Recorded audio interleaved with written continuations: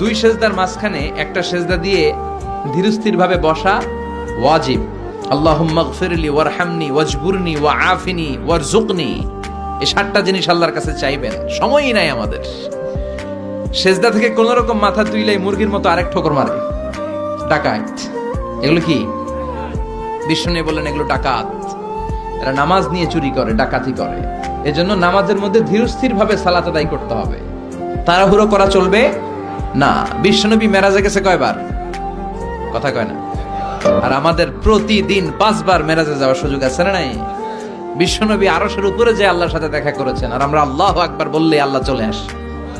আল্লাহু আকবার, এটা ফিল করতে হবে। আর তাড়াহুড়ো করলে এটা ফিল করা যায় না। এমনকি নামাজে দ্রুত যেতে নিষেধ করেছেন বিশ্বনবী মুহাম্মদ সাল্লাল্লাহু। বিশ্বনবী বলেছেন, খবরদার, ইযা উকিমাতিস সালাতু ফালা তাতুহা তাসআউন, নামাজ যখন শুরু হয়ে যায় দৌড়ে দৌড়ে যেও না। ওয়াতুহা তামশুন, আস্তে আস্তে হেঁটে হেঁটে যাও। ফামা আদরাকতুম ফাসাল্লু ওয়া মা ফাতাকুম ফাআতিম্মু, আস্তে আস্তে যে যতটুকু ইমামের সাথে পাবা ততটুকু পড়ো, আর যতটুকু ছুটে যায় সালাম ফেরানোর পর নিজে দাঁড়িয়ে দাঁড়িয়ে পড়ো। কবুল করবে কে? কিন্তু তাড়াহুড়ো করা যাবে না।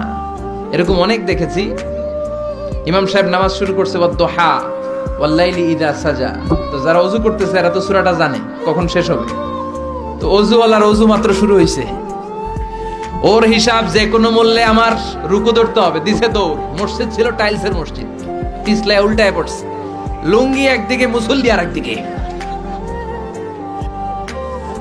আমার নিজের জানা ঘটনা, পা ভেঙে ফেলছে মুসল্লি। এরকম